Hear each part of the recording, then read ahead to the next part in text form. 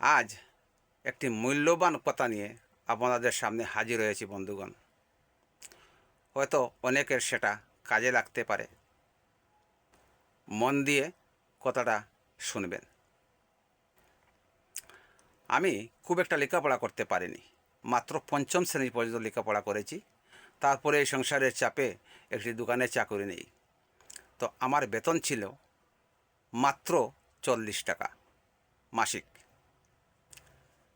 তো আমার শখ হলো একটি হাত ঘড়ি কিনব।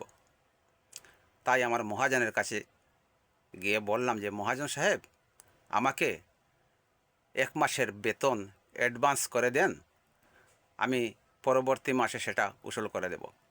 মহাজন বললেন, কেন, কি করবে? আমি বললাম যে একটা হাত ঘড়ি কিনব। মহাজন আশ্চর্য হয়ে গেলেন, হাত ঘড়ি?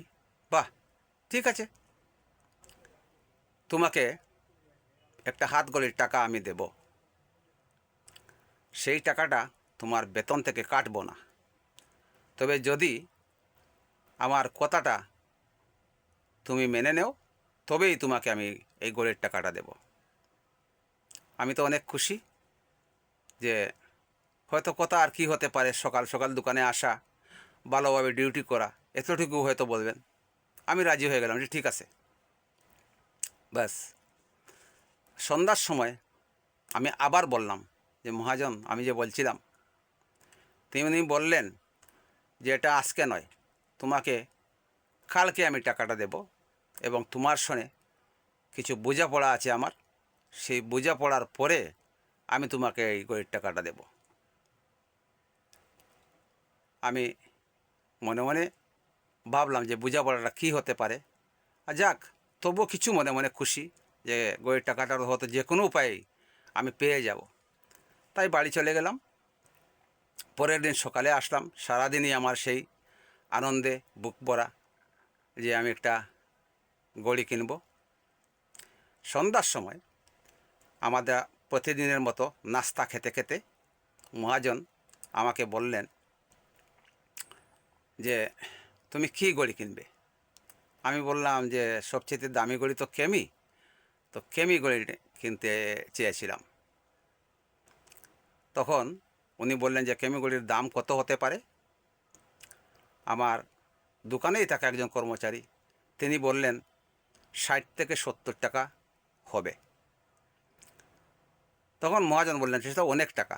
আমি বললাম যে না, একটু পুরাতন একটা ঘড়ি পাইলেও আমি কিনে নেব, তো আমার এই বেতন দিয়ে হয়ে যাবে। তখন তিনি 50 টাকা বাইর করে আমাকে দিয়ে বললেন যে এই টাকাটা আমি তোমাকে দিলাম, সেটা ঘড়ি কেনার জন্যই দিলাম, তবে তুমি টাকাটা ঘড়ি ক্রয় করতে পারবে না, এখন খরচাও করতে পারবে না, সেটা নিয়ে তুমি কারোর কাছে রেখে দিতে হবে। তারপরে তুমি একটা সাইকেলের টাকা, বাইসাইকেলের টাকা ব্যবস্থা করতে হবে। তুমি ঘড়ি হাতে দিয়ে তুমি হেঁটে হেঁটে দোকানে আসবে, এটা লজ্জার বিষয়। তুমি একটা সাইকেলের ব্যবস্থা করো। যখন আরও 3-4 মাস কাজ করার পরে তোমার একটা সাইকেলের টাকা হয়ে যাবে, পুরাতনই মনে করো, তারপরে তুমি এই টাকাটাও রেখে দিবে, সাইকেল ক্রয় করবে না, ঘড়িও ক্রয় করবে না।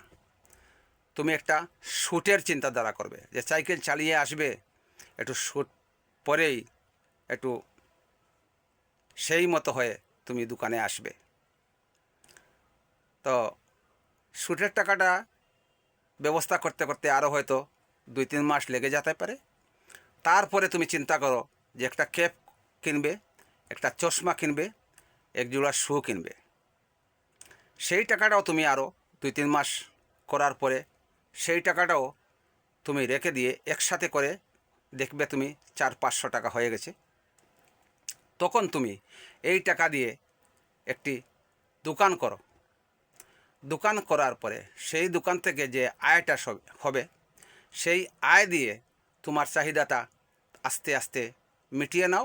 তুমি একজন মহাজনও হয়ে গেলে, তোমার পুঁজিটাও রয়ে গেল, তোমার চিরজীবনের একটা ব্যবস্থা হয়ে গেল, এবং তোমার শখটাও মিটে যাবে। সেরকম যদি হয়, তাহলে তুমি এই টাকাটা আমি রেখে দিলাম, নিতে পারো।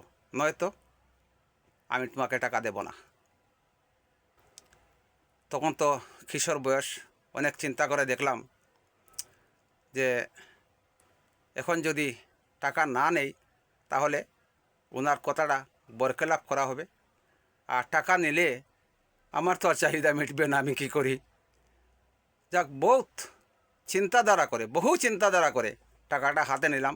বললাম যে ঠিক আছে মহাজন, আমি মেনে নিলাম।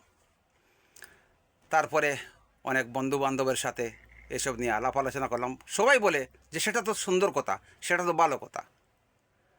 তো যাই হোক, তারপরে অনেক দিন পরে ঠিকই আমি একটা দোকান করেছিলাম, একটি পানের দোকান। সেখান থেকে আমি আস্তে আস্তে আজ এই পর্যন্ত চলে এসেছি। তো কথা হলো, যদি বিন্দুমাত্র আপনাদের আমার এই গল্পটা ভালো লাগে তাহলে আমার সেই মহাজনের জন্য একটু আশীর্বাদ করে যাবেন। তিনি হয়তো জীবিত নাই, তিনি তো হয়তো পরপারে চলে গেছেন, তবুও ওনার জন্য একটু আশীর্বাদ করবেন। এটাই আপনারা সবের কাছে আমার কামনা রইল। ধন্যবাদ বন্ধুগণ।